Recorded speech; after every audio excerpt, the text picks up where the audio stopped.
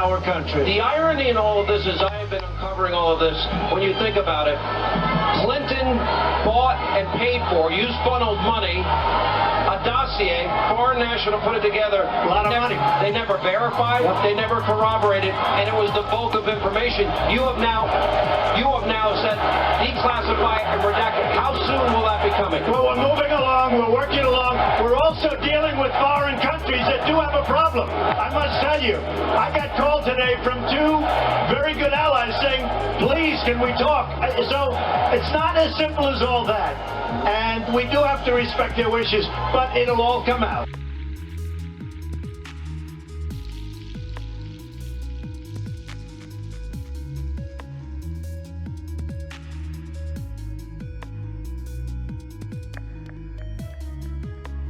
You're going to have, on September 11th, the Inspector General will be before your committee. I'm hoping we get a number of days and not on a Friday, a dump. It'll be December the 9th. You'll get the report. December the 9th. That's locked. That's locked. Clearly, this is going to reverberate and provide ammunition to the president and his allies that this whole Russia investigation was criminally wrong.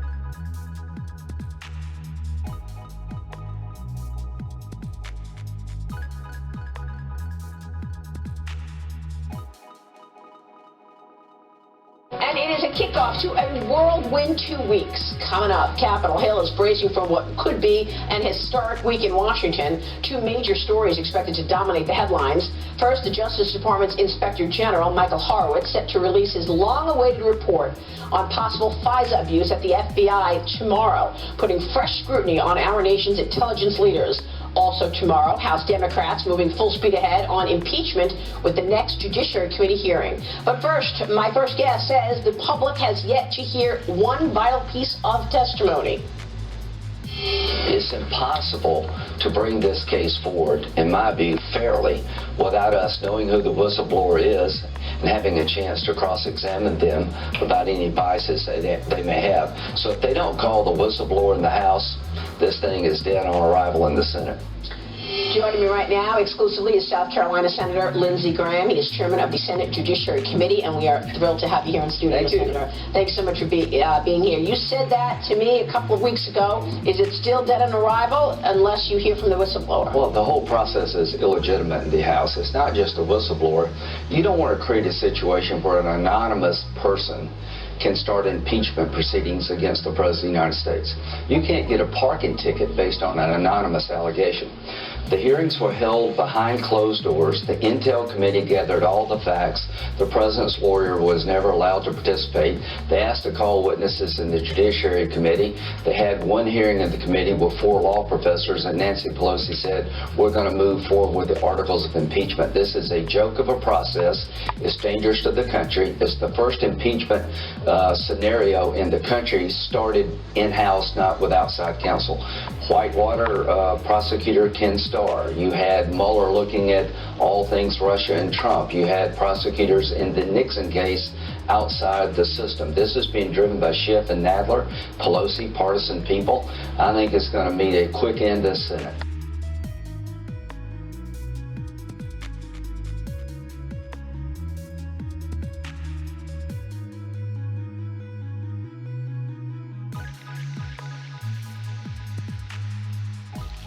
Who are some of the people you are going to want to hear from if, in fact, this does go to a trial?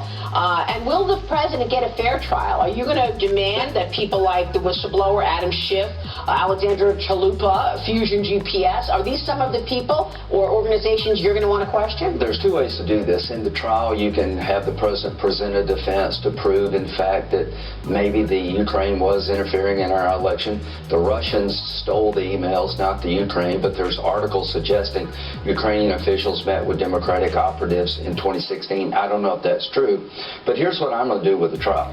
I'm going to try to get it over as quickly as possible, listen to what the House case, let them present their case, and if there's nothing new and dramatic, I would be ready to vote, and we can do all this other stuff through congressional oversight. So are you saying you're not going to have people come down? I'm saying that I'm going to end this as quickly as I can for the good of the country. When 51 of us say we've heard enough, The trial is going to end. The president's going to be acquitted. He may want to call Schiff, he may want to call Hunter Biden, he may want to call Joe Biden, but here's my advice to the president. If the Senate is ready to vote and ready to acquit you, you should celebrate that. And we can look at this other stuff outside of impeachment. Impeachment is tearing the country apart. I don't want to give it any more credibility than it deserves. Well, it's interesting that you say that because, I mean, all of this time, yes, they're trying to rush this through. The Democrats want to get this done before the end of the year and before the Iowa caucuses and before we learn more about the IG report. And yet there seems to have been a wrecking ball thrown at our democracy with Adam Schiff getting people's phone records. I mean, what do you think about that? Adam Schiff getting the phone records of Devin Nunes, of John Solomon? I think it's dangerous. What he did, he was, I think, looking at Rudy and found out Rudy made some calls to these folks. So Rudy's not allowed to make these phone calls? No, he certainly can. But here's what I would tell Adam Schiff. Do you really want to start calling other members of Republicans, members of Congress, and oversight? Do you want me to call you to the Senate as part of Senate oversight? Where does this insanity go? Will you call No, him? I will not. Why? Because I'm not going to participate in things I think will destroy the country. I'm not going to call a bunch of House members to come to the Senate as part of oversight. Now, if you're a House member and you participated, you're not subject, you're not above the law, but we're not going to turn the Senate into a circus. And I would tell Schiff, what you're doing is very dangerous for separation of powers here.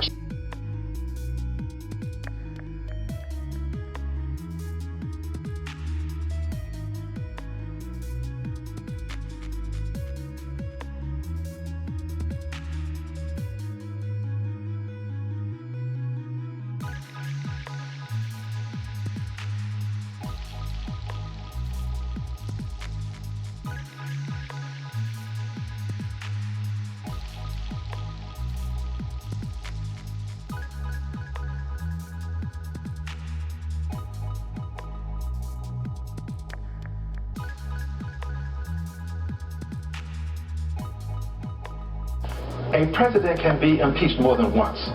So we can do this. We can move forward with what we have on the table currently. We can take this before the Senate, and we can still investigate other issues. And when the president has committed additional offenses, and my suspicion is that he will, we can take those before the Senate. There is no limit on the number of times the Senate can vote to convict or not a president. No limit to the number of times the House can vote to impeach or not a president.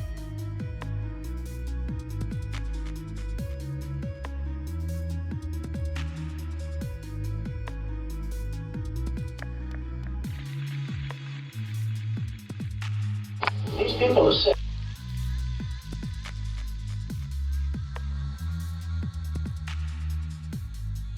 What's the idea of getting that information into the public view so that the public can start speculating, oh, why did Giuliani call this one? And why was John Solomon on the phone with Giuliani? Adam Schiff is doing a lot of damage to the country, and he needs to stop. Mueller spent 2 years and $25 million looking at Trump. This whole Ukrainian stuff is a joke. They got the money. They got the meeting with the president. They didn't investigate Joe Biden or Hunter Biden. There is no there. I understand, but it's not stopping, Senator. You know, you say, yeah, he needs to stop, but he's not. For 3 years, he said collusion was in plain sight. Yeah, well, where's the accountability for that? Let me hear your thoughts on the IG report. We're going to get that. The accountability comes in November of 2020 when the public sees what the House has done with their majority. They spent all their time trying to destroy the Trump presidency. They've done nothing beneficial to the American people. You know who may be the most valuable player for the Republican Party in the 2020 election cycle is Adam Schiff. So, in terms of the FISA abuse, we're going to get the report tomorrow. You're going to have Michael Horowitz testify in front of your committee on Wednesday. Yes. Will we see that there was exculpatory evidence held back from the FISA court in order to get a warrant to spy on Carter Page? We'll soon see. Here's what I think we'll see is a pattern of where they manipulated the evidence to get a warrant. They ignored strong signals that Christopher Steele, the author of the dossier, was biased against Trump. They withheld information from the court about how the dossier was created. They never informed the court that it was paid for by the Democratic Party, and Christopher Steele hated Trump's guts. I'm looking for evidence of whether or not they manipulated the facts to get the warrant. And as to the counterintelligence investigation, why didn't they tell President Trump that they suspected Carter Page and Papadopoulos of working with the Russians? And if they didn't tell him, there's a reason. Counterintelligence is designed to protect institutions, designed to protect Americans from foreign influence. They told Hillary Clinton about efforts to do that. They told Dianne Feinstein she had somebody on her staff they thought were working with the Chinese, but they never mentioned to Trump, Papadopoulos, or Carter Page, and I want to know why. Yeah, and they had meetings with them and a lot of opportunities to do so. All right, in terms of the IG report, you are going to get the IG report tomorrow. We'll all get the IG report tomorrow, and then you're going to have Michael Horowitz testify on Wednesday. Have you seen the IG report? No, I haven't, but you don't judge it until he testifies. I think I have some understanding of what it's all about, but I haven't seen it. I've purposely not wanted to see it. I think you're going to see the system off the rails. I think you're going to see members of the Department of Justice and FBI taking the law in their own hands. And that statement that Comey made in the House in December 7th, 2018, that everything with the FISA warrant process was proper, to suggest otherwise would be crazy, is not going to withstand scrutiny. Do you expect we'll see indictments? I hope so. Let's put it this way. I want this to never happen again. I'm looking for the FISA court to do something here. The FISA court meets in secret. It's an important national security tool. But if in fact the FISA court was defrauded and they do nothing about it, the question for me is, should we still allow them to exist? I'm looking for them to discipline people who misled the court. I'm looking for Durham to hold people accountable criminally who lied to the court. I'm looking to make sure this never happens again, and the only way to prevent it from happening again is people have to pay a price this time, so there'll be no next time. There seems to be a lot of leaks that the FBI is going to get off easy here. They're spinning this thing. Do you have any idea how bad it could be? I mean, well, I think it's going to be damning.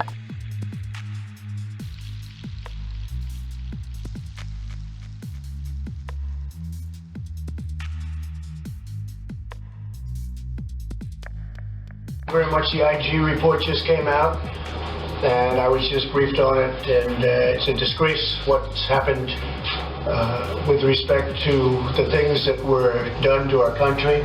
It should never again happen to another president. It is incredible, far worse than I would have ever thought possible. And it's an embarrassment to our country. It's dishonest. It's everything that a lot of people thought it would be, except far worse. So I'm going to get some very detailed briefings, but they are. It's a very sad day when I see that. Very sad day when a lot of people see that. They had known nothing. It was concocted, and you say what you want. That was a probably something that's never happened in the history of our country. Pam Bondi, I think you were able to look at some of the report and can address a little bit of it very well. If you might say a few words, I'd like to ask Kellyanne. I know you looked at it also. Please. Sure, President. You know, so many of us who are career law enforcement today are outraged. And I think the American people really should be terrified that this could happen to you when we're supposed to live in a society of integrity and honesty. And this happened to the president, not just to the president. You know, this should be a good day, but it's not. It's a horrible day for the country. That this could happen to the president of the United States, that they could fabricate, falsify emails, lie, and omit exculpatory evidence in order to continue this witch hunt against the President of the United States. And this is just the tip of the iceberg. Now we have the Durham investigation. Thank you.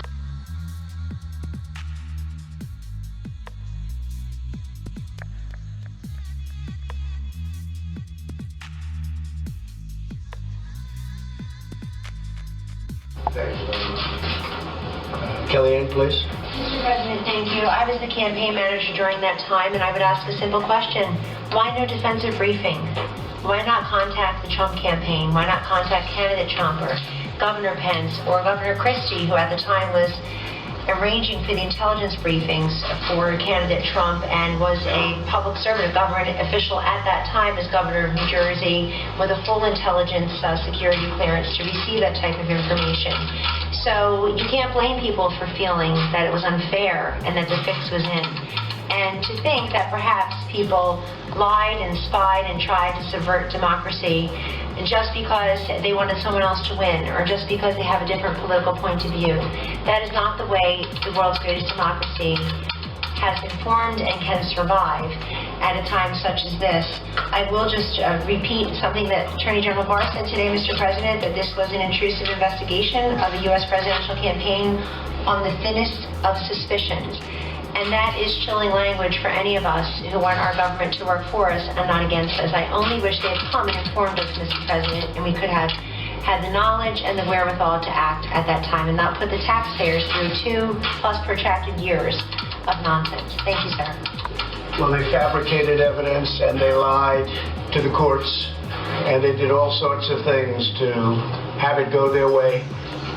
And this was something that we can never allow to happen again. The report actually, and especially when you look into it and the details of the report, are far worse than anything I would have even imagined. What they were doing and what they would have done if I didn't make a certain move that was a very important move, because it would have been even worse if that's possible. And they might have been able to succeed. This was an overthrow of government. This was an attempted overthrow, and a lot of people were in on it, and they got caught. They got caught red-handed. And I look forward to the Durham Report, which is coming out in the not-too-distant future. It's got his own information, which is this information plus. And it's an incredible thing that happened, and we're lucky we caught him. I think I'm going to put this down as one of our great achievements, because what we found and what we saw, never, ever should this happen again in our country.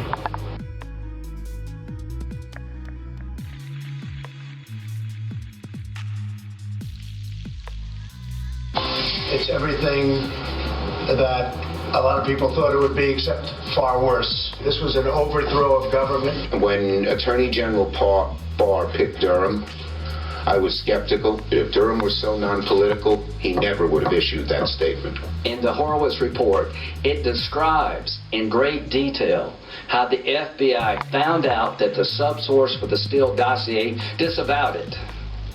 And they used it 2 more times to get warrants. They never told the court, and they actually lied to the court about the interview.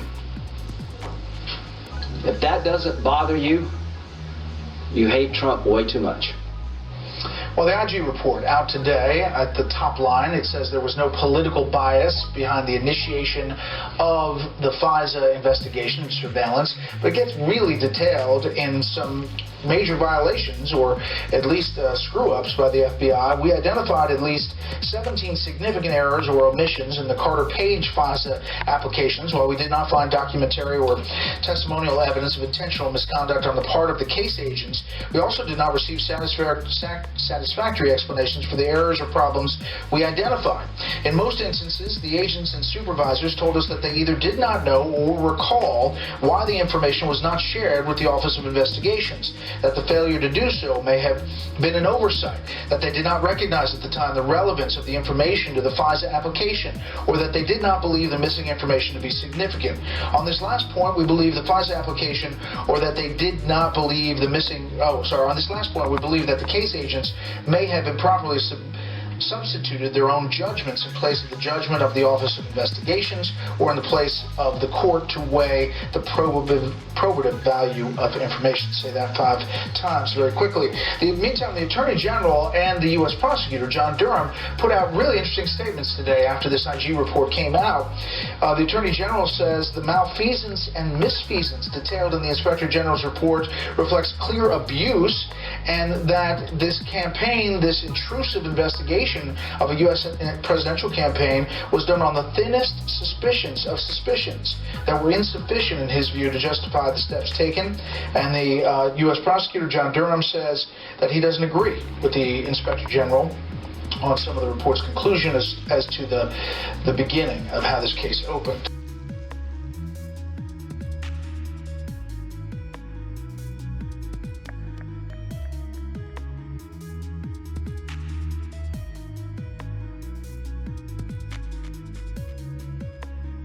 the Barr and Durham statement tell us? Well, I read Durham to say, I know stuff you don't know, dude. And I'm, because he can go overseas, he can go outside. Horowitz is limited in scope to the Justice Department. That's what he's the Inspector General of. Exactly. Durham can go around the world, he can do all this stuff. And I would imagine that if I was Andrew McCabe, or if I was James Comey, and by the way, I used to say James Comey was the second worst FBI director in history, only to J. Edgar Hoover. He's given Hoover a run for the money. He has really distinguished himself for stinking at that job. Speaking of, said former FBI director, here's a throwback from Special Report, April 2018. When did you learn that the DNC and Hillary Clinton campaign had funded Christopher Steele's work? Yeah, I still don't know that for a fact. What do you mean? I've only seen it in the media. My understanding was the activity was begun, that Steele was hired to look into, was first funded by Republicans, then picked up, the important thing was picked up by Democrats opposed to Donald Trump. Do you want to know who it was funded by? I wanted to know what I knew, which is it was funded by people politically opposed to Donald Trump. Well, in the report, FBI and department officials told us the Steele reporting pushed the FISA proposal over the line in terms of establishing probable cause. FBI leadership supported relying on Steele's reporting to seek a FISA order targeting Page. We also found that the FBI did not aggressively seek to obtain certain potentially important information from Steele. For example, the FBI did not press Steele for information about the actual funding source for his election reporting work. Byron. Did not want to know. And another thing we found out about that we've talked a lot about is the use of informants and undercover agents in this. And basically the report says that the FBI used a lot of them, and they recorded their conversations. They didn't put them in the campaign, but used these confidential sources to talk to people on the campaign, which is a distinction without a difference. There was no investigation of the campaign. They just had confidential sources go to George Papadopoulos and to Carter Page, and they also opened an investigation in addition to those two on Paul Manafort and Michael Flynn. The informants recorded their conversations, and when they said exculpatory things, the FBI just kind of put that aside.